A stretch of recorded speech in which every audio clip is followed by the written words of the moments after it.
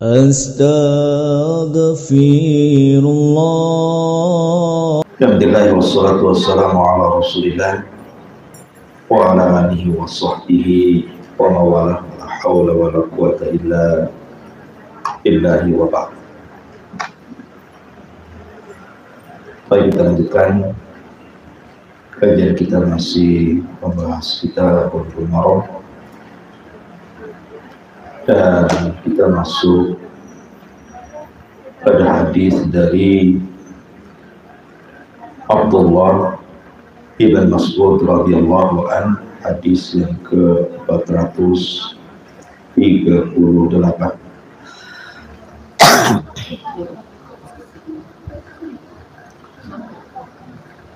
An Abi Mas'udin al-Ansari radhiyallahu anhu anna Nabiy sallallahu alaihi wasallam qala ya ummul qaumu aqra'ukum li kitabillah fa in kanu fil qira'ati sawa'un fa'alamuhum bisunnati fa in kanu fi sunnati sawa' fa'aqdamuhum hijrah fa in kanu fi al-hijrati sawa' fa'aqdamuhum silman wa fi riwayah fa'akbaruhum sinnan.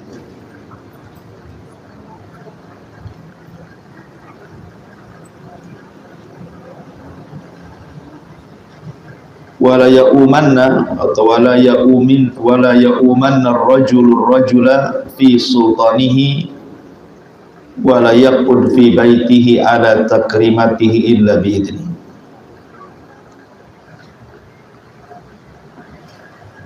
Dari Abdullah ibn Mas'ud radhiyallahu an, Nabi sallallahu alaihi wasallam bersabda, yang memimpin salat suatu kaum adalah yang paling banyak di antara mereka hafalan Al-Qur'annya. Jika mereka sama dalam hal hafalan, maka yang menjadi imam adalah yang paling mengetahui tentang sunnah. Jika dalam hal sunnah mereka sama, maka yang paling didahulukan adalah yang dahulu hijrahnya. Jika mereka sama dalam hijrahnya, maka yang paling dahulu adalah yang masuk Islam. Dalam riwayat yang lain, yang paling tua usianya. Dan janganlah seorang laki-laki mengimami orang lain di wilayah kekuasaannya, dan jangan pula duduk di rumahnya di atas kehormatannya kecuali dengan izin. Baik. Hadis ini perawinya adalah Abdullah ibn Mas'ud al-Hudhali al-Ansari radhiyallahu anhu. Sedikit kita bicara tentang biografi perawinya. Abdullah ibn Mas'ud radhiyallahu anhu sahabat Rasul yang boleh dikata mula-mula masuk Islam. Bahkan dia sahabat ke-7 yang masuk Islam di awal-awal permulaan Islam. Dia seorang faqih, memang cerdas, bahkan seorang ahli qiraah dan juga seorang muhaddis, ahli hadis, dan salah seorang rawi hadis Nabi sallallahu alaihi wasallam. Termasuk as-sabiqun al-awwalun, orang-orang yang awal-awal masuk Islam. Dan dia adalah sahibu na'lai Nabi wasiwaki. Jadi kemana-mana dia membawa 2 sandal Nabi dan juga siwak Nabi. Ya, Abdullah bin Mas'ud itu tukang pembawa 2 sandal Nabi dan siwak. Dan dia juga termasuk sahabat yang hijrah 2 kali, maksudnya hijrah ke Habasyah dan hijrah ke kota Madinah.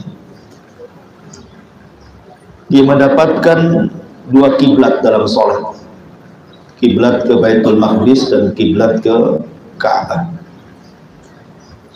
Dan dia awal orang yang pertama kali mengeraskan bacaan Quran di Mekah. Orang yang pertama kali mengeraskan bacaan Al-Quran di Mekah adalah Abdullah ibn Mas'ud. Dan dia pernah menjadi qadhi di Kufah dan menjaga Baitul Mal kaum muslimin di zaman 2 khilafah besar.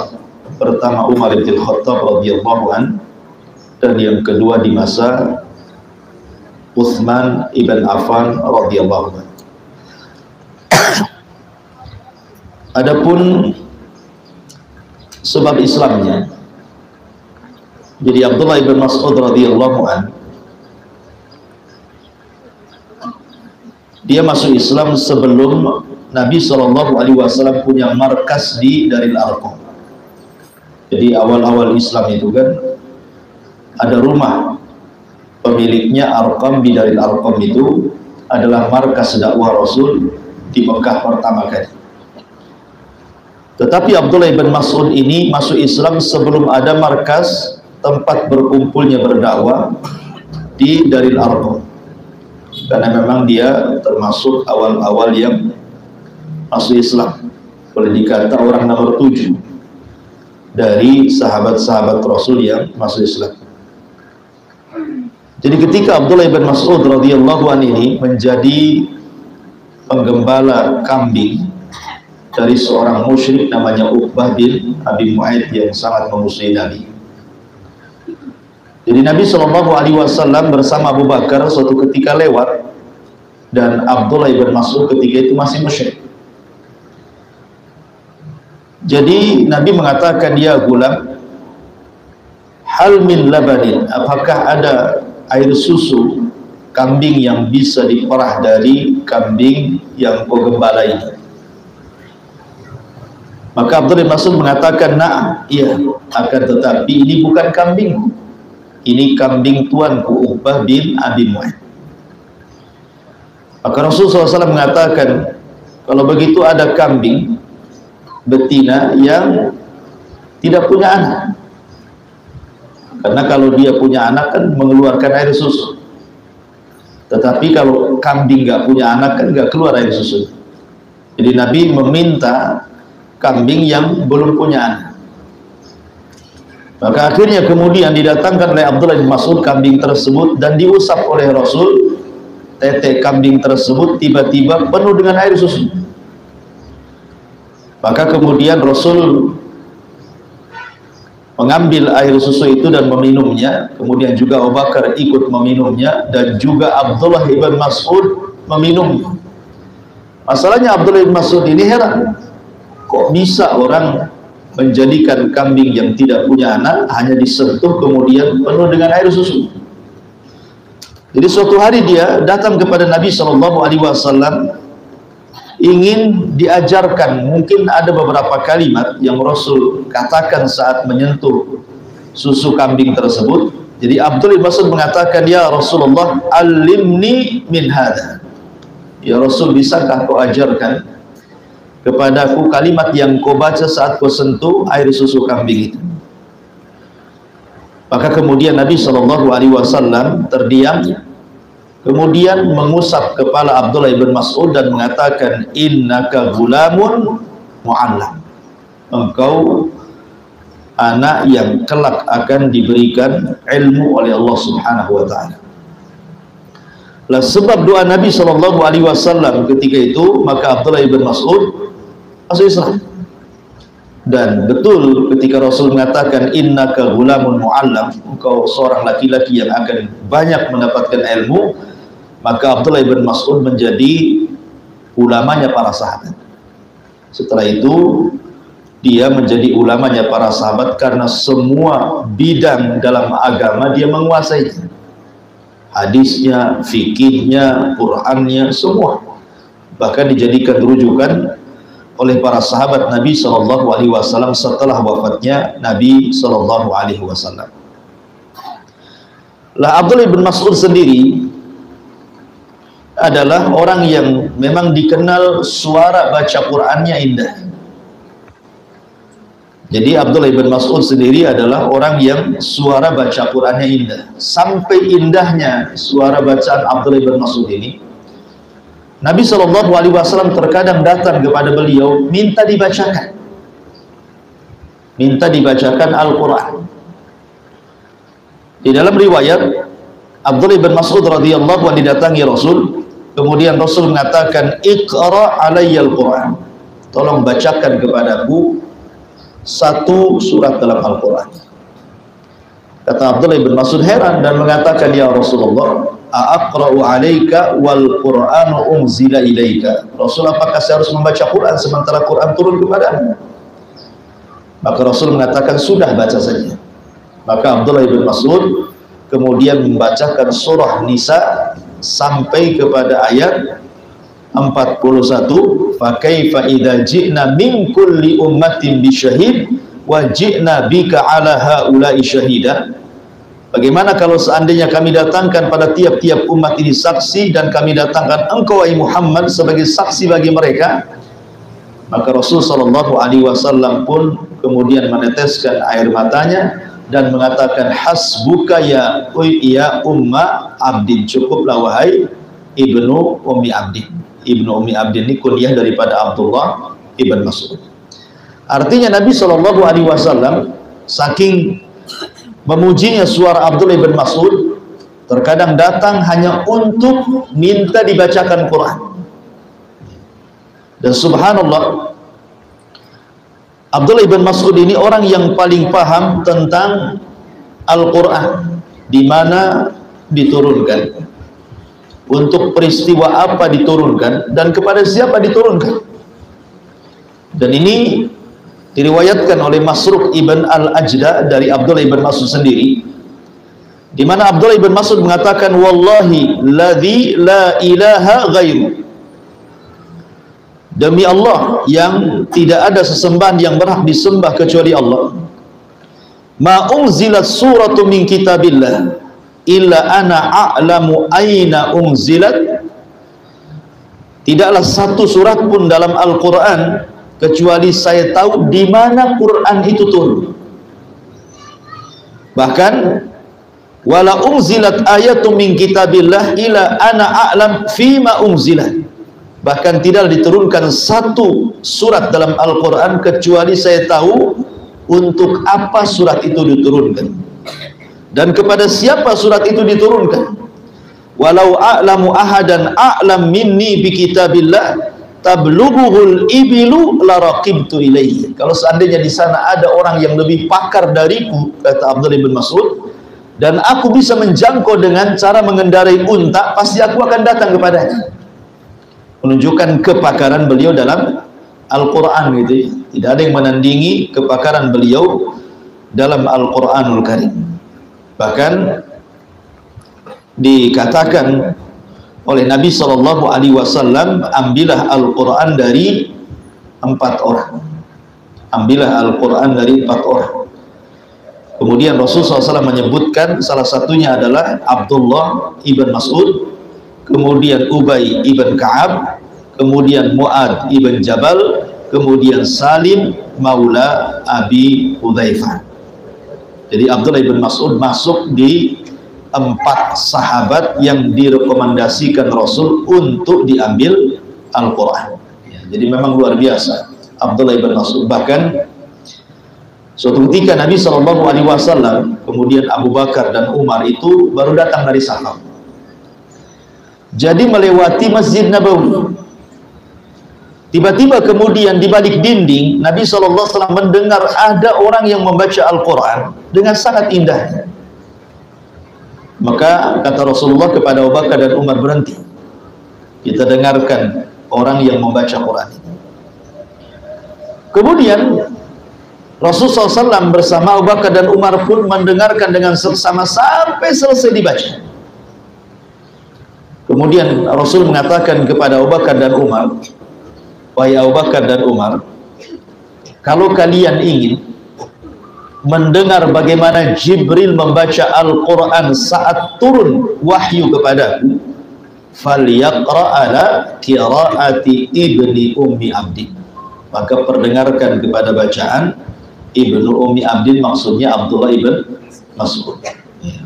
Sampai Rasul mensejajarkan suara Abdullah ibn Mas'ud dengan suara Jibril gitu, saking pakarnya dalam Al-Quran. Bahkan dikenal dalam sejarah Abdullah ibn Mas'ud ini orang yang paling keras dengan sunnah. Jadi orang yang menyelisih sunnah itu tidak suka. Jadi suatu ketika setelah meninggalnya Nabi, Abu Musa al-Ash'ari radhiyallahu anhu itu melihat di Masjid Kuba ada beberapa sahabat yang sedang berzikir secara hilafan, berputar. Jadi ada 10 orang memutar. Kemudian satu mengatakan tasbihlah 100 kali, takbirlah 100 kali, kemudian tahlillah sekian kali gitu ya. Jadi Abu Musa al-Ash'ari ini akhirnya karena melihat hal itu tidak pernah dilakukan Rasul dan juga para sahabat di zaman Rasul, jadi dia datang kepada Abdullah ibn Mas'ud dan mengatakan, wahai Abdullah ibn Mas'ud, bisa nggak kau ikut aku ke Masjid Kuba? Aku melihat sebuah kaum yang melakukan zikir yang tidak pernah dikerjakan Rasul dan para sahabat. Akhirnya Abdullah bin Mas'ud pun berangkat bersama Abu Musa al-Ash'ari ke Masjid Kuba dan melihat memang betul di situ ada orang yang sedang berhalaqah zikir. Maka Abdullah bin Mas'ud kemudian menegur mereka dan mengatakan, kalian ini gimana? Bejana Rasul belum pecah. Kemudian pakaian Rasul belum usang, peninggalan Rasul masih ada. Kenapa kalian membuka pintu kesesatan, ataukah kalian hendak membuka pintu hidayah? Maka kemudian Abdullah bin Mas'ud mengatakan sambil mengisyaratkan kepada batu yang mereka gunakan untuk menghitung zikir itu, kata Abdullah bin Mas'ud, hitunglah kesalahan kalian dengan batu-batu di tangan kalian, aku jamin kebaikan kalian tidak akan hilang. Maka kemudian Abdullah bin Mas'ud menegur mereka kan agar supaya dihentikan, kemudian pergi. Kata rawi hadis, orang-orang yang ditegar oleh Abdullah bin Mas'ud yang membuat halaqah zikir itu yang tidak dianjurkan di zaman Rasul dan tidak pernah dilakukan di zaman Rasul, rupanya orang-orang itu terlibat dalam tentara Khawarij di Nahrawan. Nahrawan itu perang Khawarij melawan Ali bin Abi Thalib. Al-Imam Al-Barbahari dalam kitabnya Syarh Sunnah mengatakan, lihat bagaimana kemungkaran kecil menjadi besar, ya kan, karena tidak dicontohkan Rasul dan tidak ada sahabat Rasul yang terlibat di situ. Jadi Abdullah bin Mas'ud memang terkenal sekali keras gitu ya dalam membela sunnah Nabi SAW. Dan ada satu kisah menarik dari beliau. Jadi ketika beliau naik ke atas pohon kurma, Abdullah bin Mas'ud kan orangnya kurus sekali ya, tinggi, kurus gitu ya. Jadi ketika dia naik ke atas pohon kurma itu datang angin, kemudian angin itu menyingkap betisnya itu hanya kulit berbalut tulang saja, tulang dibalut kulit saja. Jadi saking cekingnya bahasa kitanya ya, kurus, sehingga para sahabat Nabi SAW mentertawakan betisnya Abdullah bin Mas'ud itu. Maka Nabi SAW ketika mendengar, maka Rasul marah dan mengatakan, jangan kalian tertawakan kedua betis Abdullah bin Mas'ud, karena keduanya kalau ditimbang di hadapan Allah jauh lebih berat dibandingkan gunung Uhud. Kalau dua betisnya Abdullah bin Mas'ud ditimbang di hadapan Allah jauh lebih berat dibandingkan gunung Uhud, menunjukkan bahwa timbangan di akhirat itu bukan timbangan fisik tetapi timbangan amal ya. Ini sekilas daripada biografi Abdullah ibn Mas'ud radhiyallahu anhu. Baik, kita akan masuk pada hadisnya. Di sini Nabi SAW bersabda dalam hadis ini, ya ummul qaum aqra'uhum li kitabillah. Hendaklah yang menjadi imam bagi sebuah kaum itu adalah orang yang aqra terhadap Al-Quran. Apa sih makna aqra di sini? Ma'asyiral muslimat yang dimuliakan Allah Subhanahu wa taala, ada 3 pendapat di antara ulama tentang makna aqra dalam hadis ini. Yang pertama, al-aktsar Qur'an. Al-aktsaru Qur'an.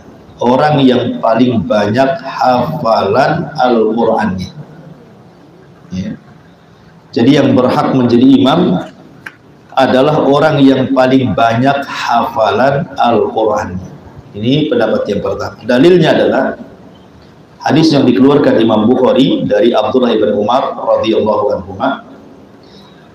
Lamma qadimal muhajirun al-awwalun al-usbata maudi'u di Quba. Qabla maqdami Rasulillah sallallahu alaihi wasallam kana ya ummuhum Salim maula Abi Hudzaifah wa kana aktsarahum Qur'an. Jadi ketika orang-orang muhajirin yang awal-awal sampai di Usbah itu satu tempat di daerah Quba. Rasul belum sampai ke Madinah. Rasul masih di Mekah. Tapi kan sahabat sudah duluan sampai di Madinah gitu. Lah katanya Abdullah ibn Umar radhiyallahu anhuma, karena ya ummuhum Salim maula Abi Hudzaifah, yang menjadi imam salat kami ketika itu adalah Salim maula Abi Hudzaifah. Wa kana aktsarahum Qur'an, dan dia adalah sahabat yang paling banyak hafalan Qur'annya di antara kami. Dari hadis Bukhari ini, di mana Salim maula Abi Hudzaifah menjadi imam ketika pasca hijrahnya sahabat dari Mekah ke Madinah sebelum datangnya Rasul. Abdullah ibn Umar radhiyallahu anhuma memberikan alasan kana aktsaruhum Qur'an, karena dia, maksudnya Salim maula Abi Hudzaifah, adalah orang yang paling banyak hafalan Qur'annya. Berarti dari sini makna aqra dalam hadis yang kita bicarakan adalah yang berhak menjadi imam yang pertama kali dipilih adalah yang paling banyak hafalannya. Namanya ibu di rumah, punya anak cewek gitu ya, perempuan, pondok, hafalannya lebih banyak daripada ibu. Maka berdasarkan riwayat ini anak ibu jadi imam, ya kan? Walaupun mungkin masih kecil gitu ya. Tapi kalau memang dia hafalannya lebih banyak, namanya dia 2 juz, ibu 1 juz saja tidak, gitu kan? Nah, berarti dialah jadi imam berdasarkan hadis Bukhari. Karena kan begitu ketentuannya, yang menjadi imam itu yang paling aqra, maksudnya yang paling banyak hafalannya. Ini dalil yang pertama. Kemudian dalil yang kedua, riwayat Bukhari juga dari Amr ibn Salamah radhiyallahu anhu, anna abahu ata min indin Nabi sallallahu alaihi wasallam, bahwa ayahnya baru datang dari Nabi sallallahu alaihi wasallam. Wa qala liqaumihi, maka dia berkata kepada kaumnya, ji'tukum wallahi min indin Nabi, aku baru saja demi Allah datang dari sisi Nabi sallallahu alaihi wasallam haqqan, secara benar. Faqala, maka dia mengatakan, sallu salata kada fihi nikada, sallu salata kada fihi nikada, fa idza hadaratis salat falyu'adzin ahadukum wal ya'ummukum aktsarukum Qur'an. Kemudian dia mengatakan, salatlah, salat ini apabila sudah sampai waktunya begini, salatlah salat ini apabila masuk waktunya sampai seperti ini. Dan apabila sholat telah sampai, maka hendaklah salah seorang di antara kalian azan, dan hendaklah yang menjadi imam di antara kalian aktsarukum Qur'ana, yang paling banyak hafalan Qur'annya. Ini dalil yang kedua secara tegas mengatakan bahwa yang dimaksud aqra dalam hadis ini adalah yang paling banyak hafalan. Kemudian yang ketiga, dalilnya adalah kebiasaan Nabi Shallallahu Alaihi Wasallam apabila mengutus sariyah, maka Nabi Shallallahu Alaihi Wasallam, sariyah itu maksudnya pasukan khusus, untuk menyerang sebuah kaum, Rasul tidak ikut di situ. Itu namanya Sariyah. Jadi Rasul kalau mengutus Sariyah itu, maka Rasul akan memilih pemimpin mereka bukan berdasarkan skill perang, tetapi Rasul akan mengetes berdasarkan hafalan Quran. Jadi Rasul akan mengatakan berapa hafalan di antara kalian Quran, maka nanti pasukan ini akan mengatakan saya 1 juz Rasul, saya 2 juz Rasul, saya 3 juz Rasul. Nanti yang paling banyak tuh hafalannya, kata Rasulullah, anta imamuhum, engkau menjadi imam mereka, baik imam perang ataupun imam sholat. Ya, jadi dirangkap jadinya. Sampai kemudian suatu ketika diutuslah oleh Nabi Shallallahu Alaihi Wasallam pasukan perang, dan sudah dipilih bahwa yang menjadi imam adalah yang paling banyak hafalannya. Rupanya ketika menjadi imam dalam perjalanan, dia tidak pernah membaca surat yang panjang-panjang, padahal paling banyak hafalannya. Yang ia baca hanya surah Al-Ikhlas saja. Ya, Qul huwallahu ahad, Allahus samad, lam yalid walam yulad walam yakul lahu kufuwan ahad. Itu saja yang dibaca. Jadi pasukan ini mengatakan kepada pemimpinnya, wahai fulan, engkau diangkat menjadi pemimpin kami karena engkau banyak hafalannya. Tapi engkau jadi imam masih surat Ikhlas saja yang dibaca gitu kan. Akhirnya imam ini mengatakan, kalau kau sudi silahkan sholat di belakangku, kalau tidak silahkan buat sholat sendiri gitu. Tapi kan tidak mungkin orang menyelisihi imam yang ditunjuk oleh Nabi. Terpaksalah sampai selesai tugas mereka, ya tetap saja mereka sholat di belakang imam yang setiap hari membaca surah Qul itu. Jadi kabar ini sampai kepada Nabi Shallallahu Alaihi Wasallam. Maka Rasul memanggil, kenapa? Apa penyebabnya? Kenapa kau harus baca Al-Ikhlas terus? Apa tidak ada surat yang bukan kehafalan banyak gitu? Maka dia mengatakan, tidak wahai Rasul, karena aku suka dengan surah Al-Ikhlas itu. Kenapa suka? Karena di dalamnya ada sifatur rahman. Maka Rasul mengatakan, hubbuka iyyaha adkhalakal jannah. Kecintaanmu kepada surah itu maka akan menyebabkan Allah masukkan kau ke dalam surga.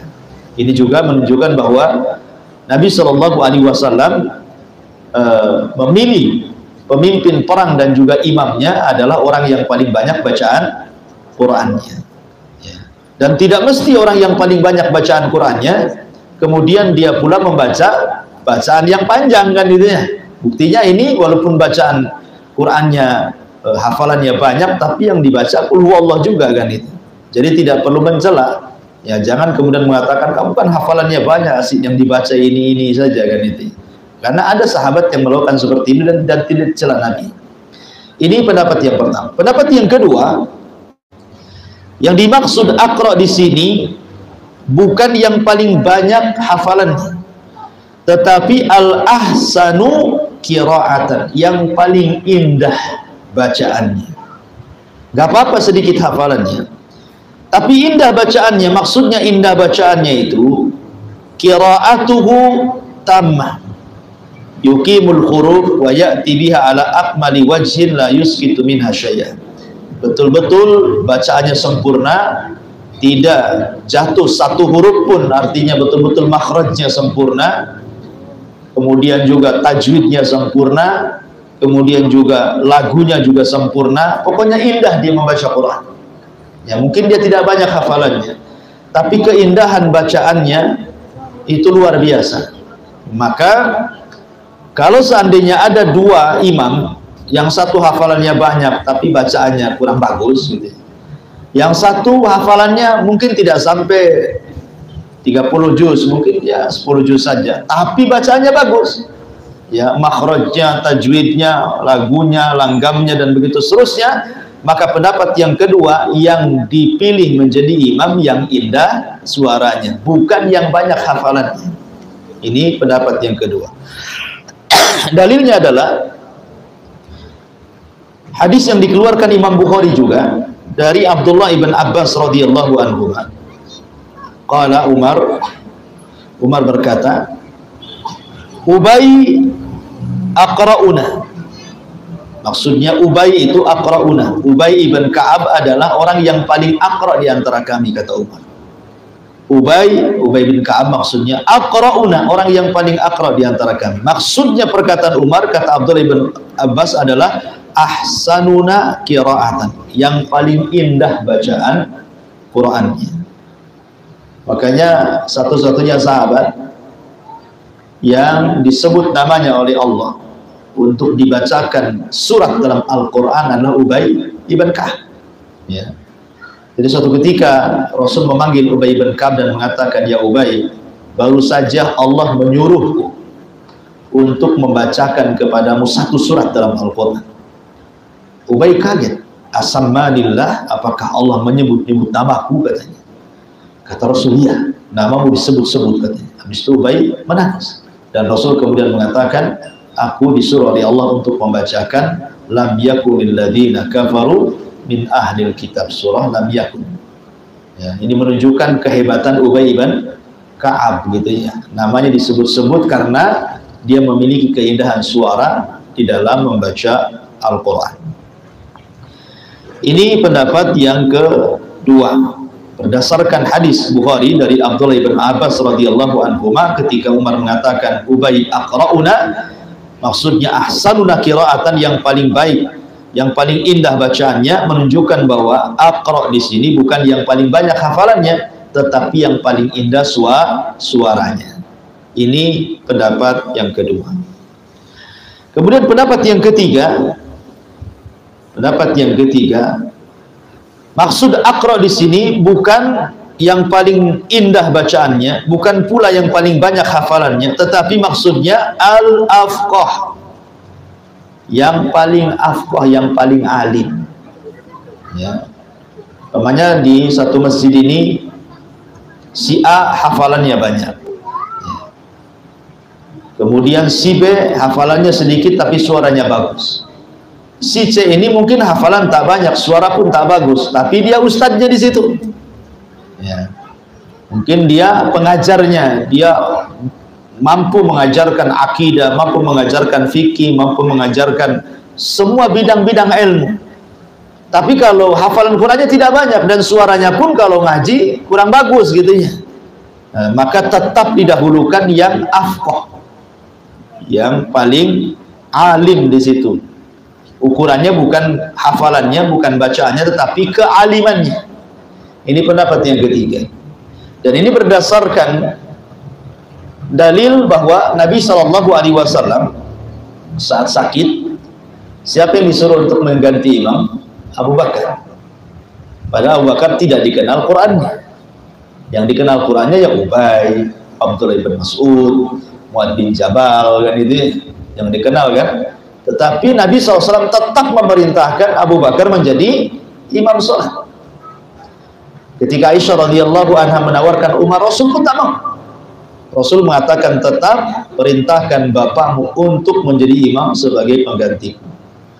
Maka dari hadis ini menunjukkan bahwa yang jadi imam itu adalah orang yang afqah, orang yang alim. Berarti ada tiga pendapat di sini. Siapa yang berhak menjadi imam? Pertama, yang paling banyak hafalannya. Yang kedua, yang paling indah suaranya. Yang ketiga, yang paling alim orangnya. Tetapi bagaimana tarjihnya di sini? Ya, dari tiga pendapat ini, lalu yang paling rajih, yang paling kuat gitu ya, pendapat para ulama di sini, wallahu alam,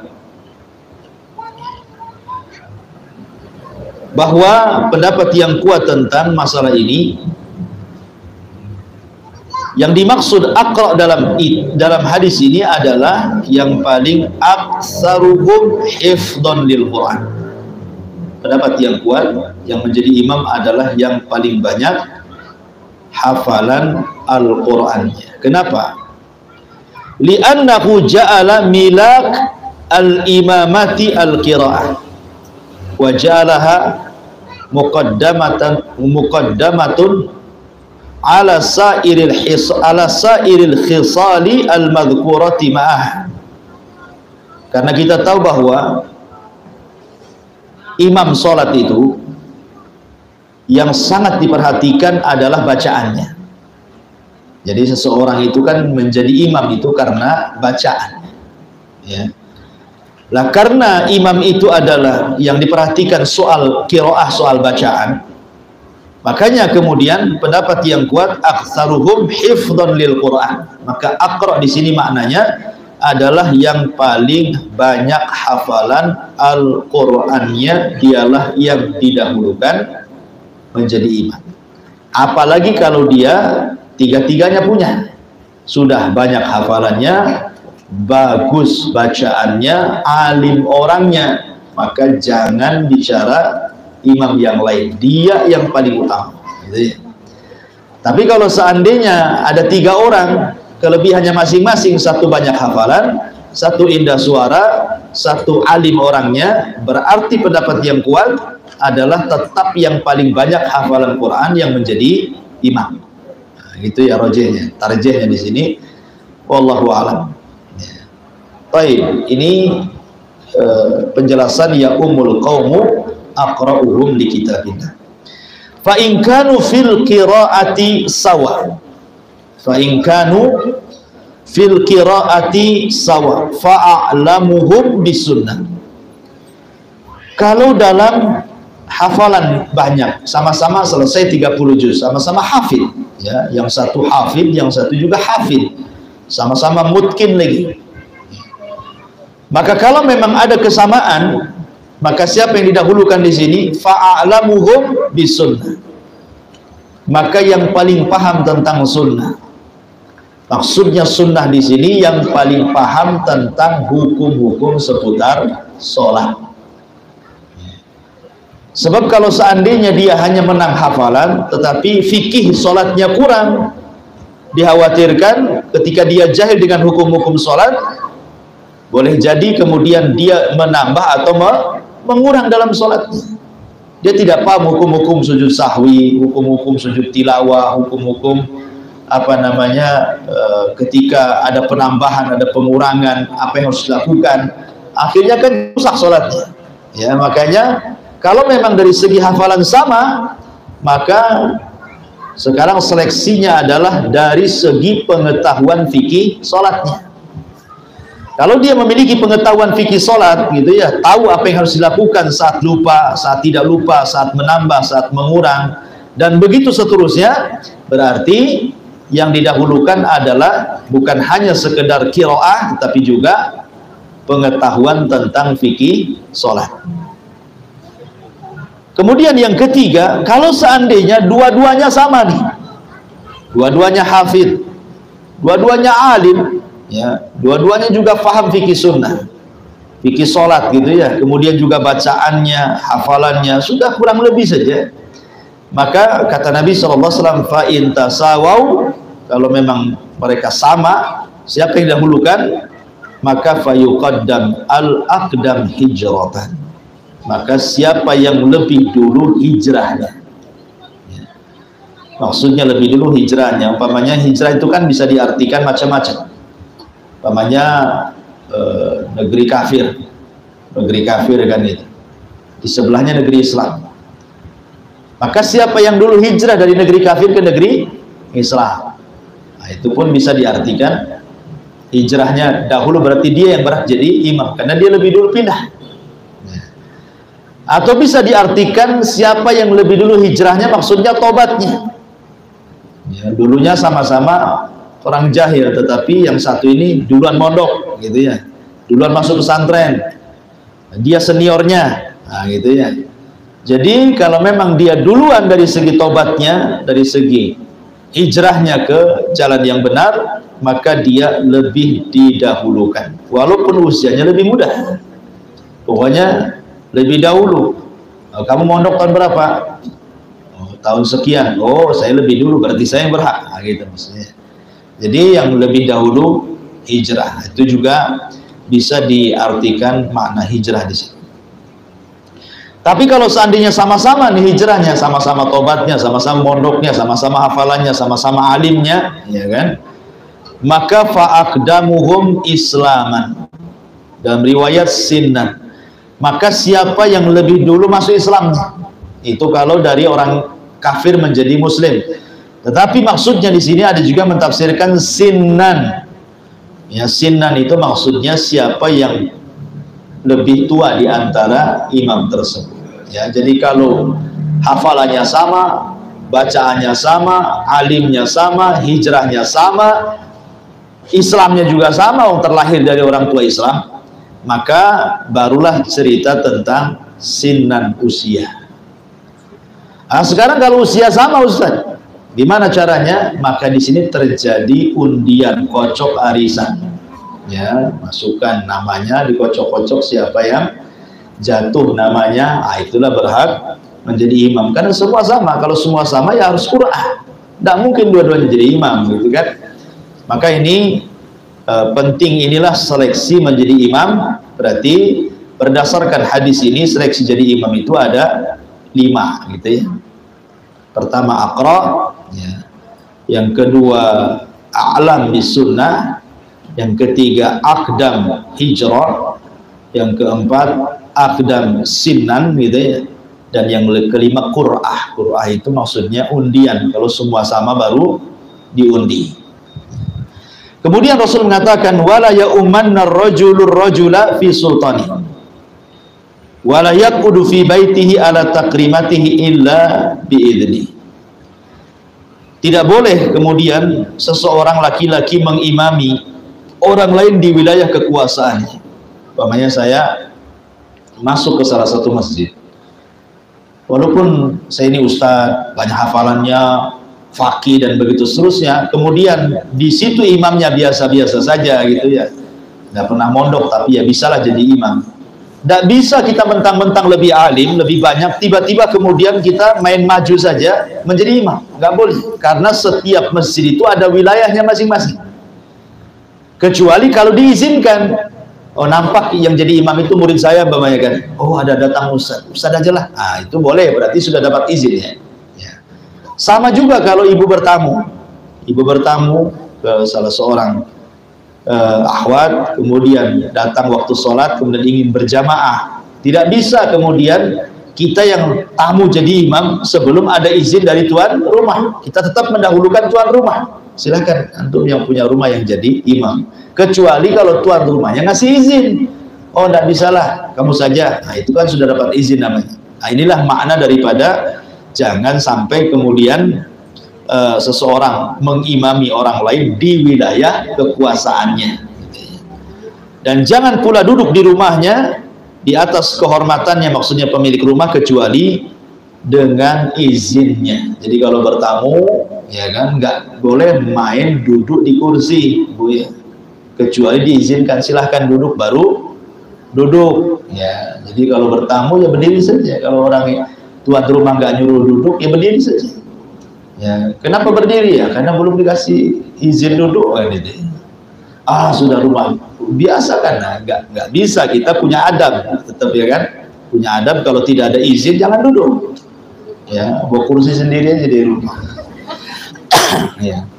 Tapi intinya bahwa di sini harus menjaga etika dalam Islam. Kemudian di antara faedah hadis ini adalah di sini bayan tartib amrit taqaddum li imamatil musallin. Keterangan tentang tartib, perintah siapa yang berhak menjadi imam. Di dalam Islam itu diatur, tidak sembarang orang jadi imam. Kemudian juga yang kedua, anna imamatas salati min muhimmati umuri diniyati. Bahwa perkara imam dalam salat itu termasuk perkara-perkara penting dalam agama. Gak sembarang jadi imam, harus yang paling sempurna, ya. Kalau bisa yang paling sempurna, kalau tidak ada baru yang sempurna, kalau tidak ada ya baru di bawahnya yang sempurna, gitu.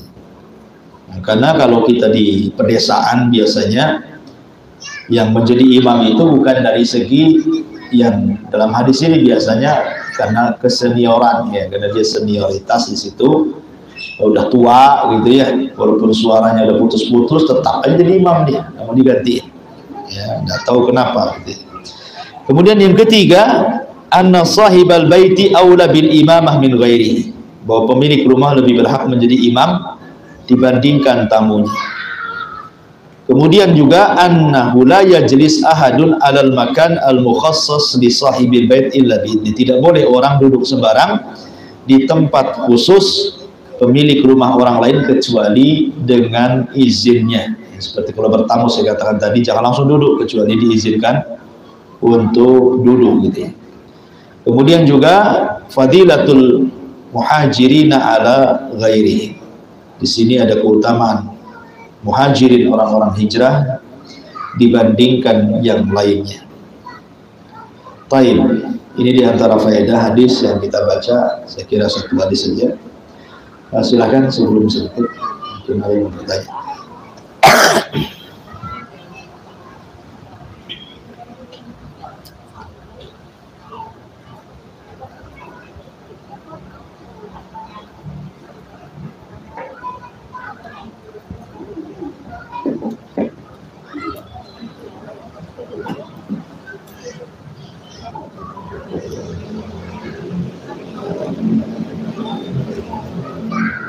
Assalamualaikum. Ya, waalaikumsalam. Kita tadi kan jelaskan syarat-syarat yang untuk jadi imam dalam hadis ini kan yang pertama banyak hafalannya, kemudian yang tentang sunnah yaitu ilmu yang fikih sholat, dan yang ketiga dahulu dalam hijrah, kemudian yang baru masuk Islam, yang kelima itu diundi. Diundi ini maksudnya yang lebih tua usianya dari kategori-kategori yang di atas itu. Bukan diundi ini kalau semua sama. Jadi calon imamnya ada tiga-tiganya sama.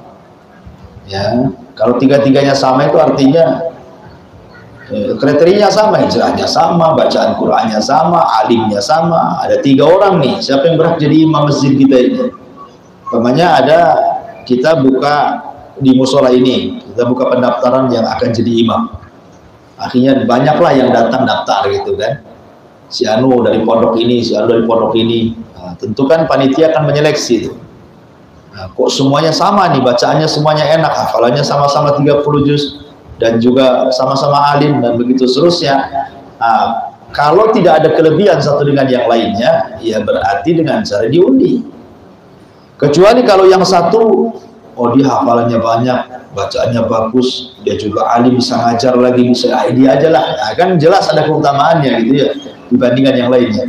Ini kan undian ini kalau tidak ada keutamaan satu dengan yang lainnya, di mana sama, baru terjadi undian. Sama Nabi SAW apabila jihad juga, dia undikan istri-istrinya siapa yang berhak ikut, karena kan kedudukannya sama istri-istri itu di hadapan Nabi. Makanya karena kedudukannya sama, makanya diundi siapa yang berhak ikut jihad dalam perang kali ini, kayak gitu. Jadi tidak semua ikut, jadi ada qur'ah di situ. Sama juga dalam bab imamah, di sini juga ada qur'ahnya. Wallahu a'lam.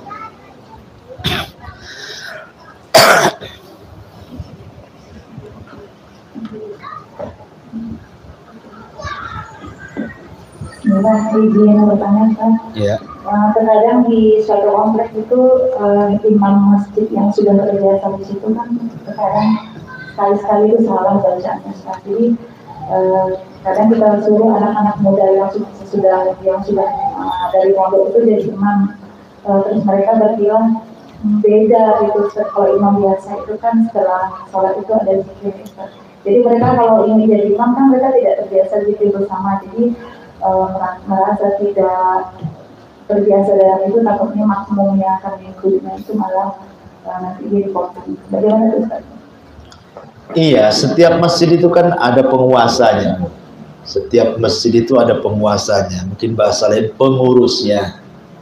Ada imam tetapnya, imam rawatibnya. Tidak bisa juga anak baru mondok kemudian masuk ke masjid walaupun dia hafal lebih banyak gitu kan. Kemudian main, oh ini kan dalam hadis lebih banyak hafalan, harusnya dia, mundur kamu, ini yang maju gitu kan.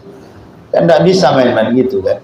Kecuali pengurus memang sudah ngaji dan sudah tahu tentang hukum-hukum imam, kemudian dirapatkan, kemudian ngomong baik-baik ke imamnya, kalau bisa ya dengan cara tadarruj, ya mengganti imam kan nggak bisa langsung diganti, mungkin dijadikan wakilnya dulu, ya kan. Jadi ini saat ini tetap imam tetapnya bapak ini karena sudah lama imam rawatibnya, kemudian anak pondok ini yang baru datang pamannya jadi wakil imamnya, jadi naibnya, jadi penggantinya kalau dia nggak bisa dia gitu ya.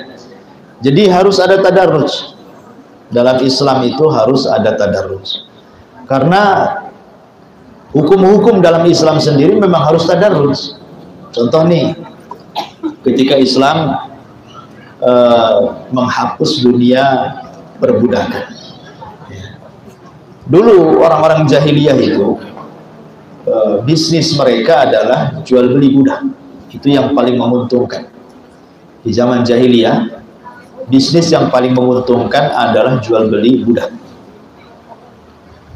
Kemudian yang kedua, terkadang orang-orang jahiliyah itu mereka menculik orang-orang merdeka, kemudian dijual, diperbudak. Seperti kasusnya kepada Salman Al-Farisi. Kalau orang merdeka diculik, dijual jadi budak. Ya kan? Kemudian juga terkadang mereka membeli budak perempuan banyak-banyak, digauli, kemudian punya anak, anaknya juga diperbudak, dijual belikan. Ini orang-orang jahiliyah. Kemudian datang Islam. Islam baru tadarruj, ya, sedikit demi sedikit menghapuskan dunia perbudakan. Dengan cara apa?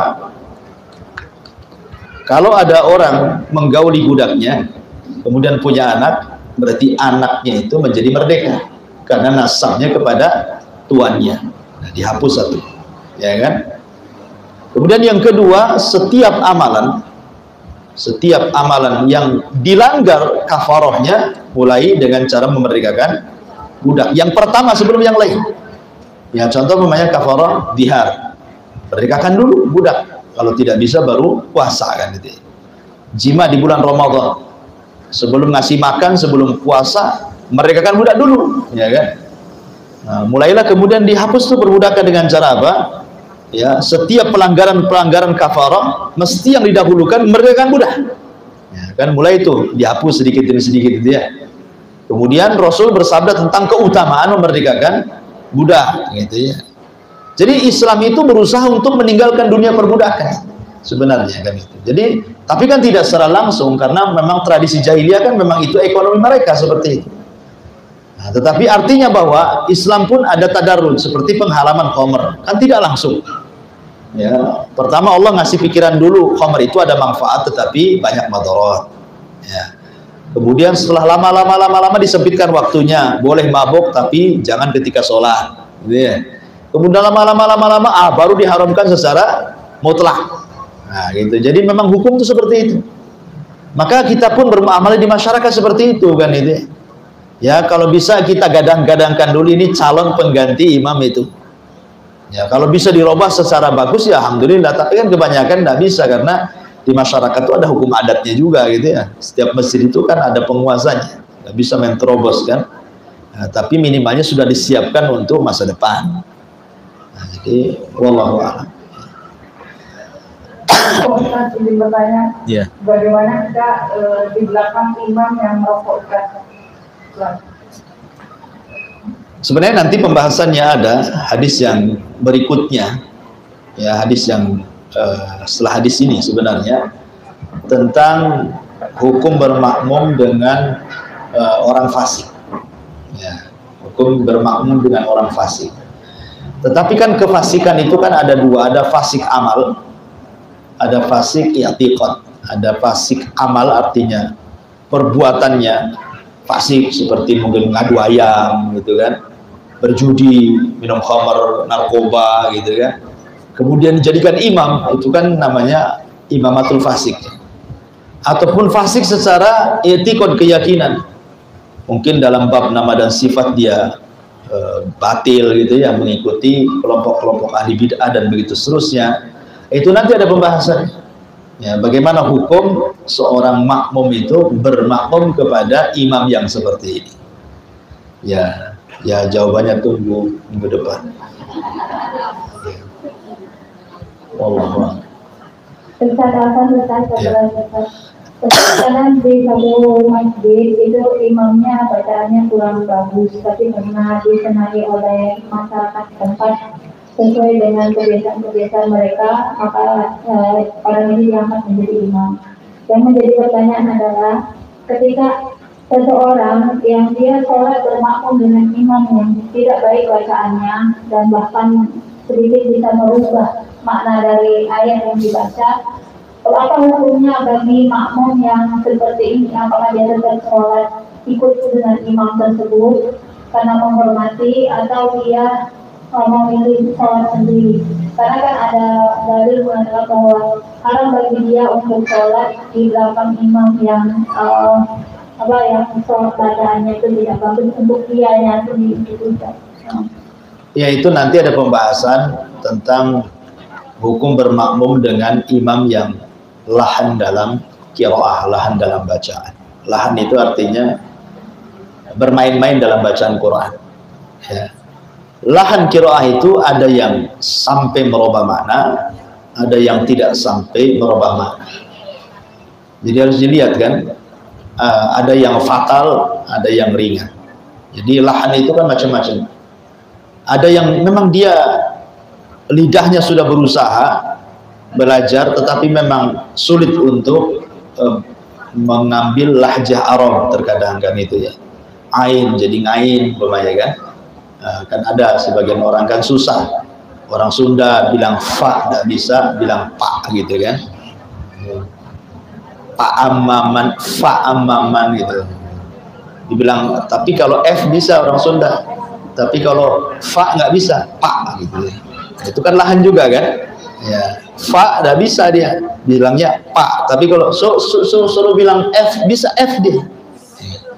Artinya ada orang-orang yang tidak bisa bilang fa ya, pak ya gitu ya.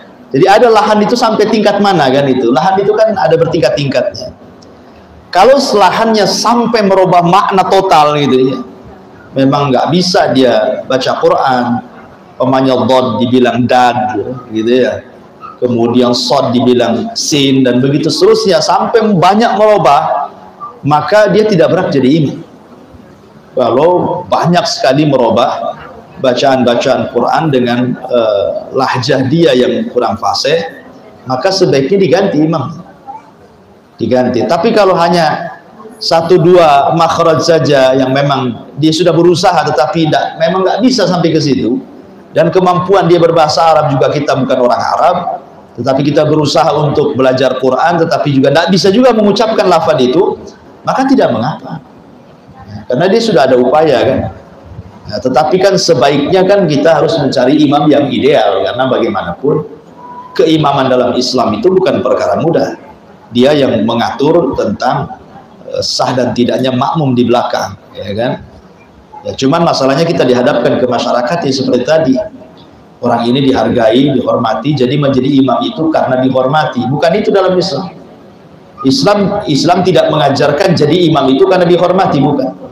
Karena tartibnya sudah jelas dalam hadis ini ya, harus yang paling banyak hafalannya, yang paling bagus bacaannya, paling tepat hijrahnya, dan begitu seterusnya, kan sudah jelas aturannya di sini ya. Mungkin itu masyarakatnya awam saja.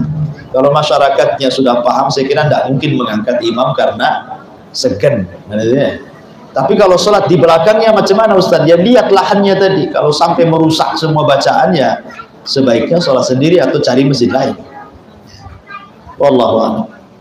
Nanti akan ada pembahasannya di hadis selanjutnya tentang masalah menjadi makmum bagi imam yang lahan.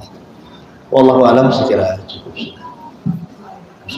Subhanallah bihamdika, asyhadu an la ilaha illa anta, astaghfiruka wa atubu ilaik.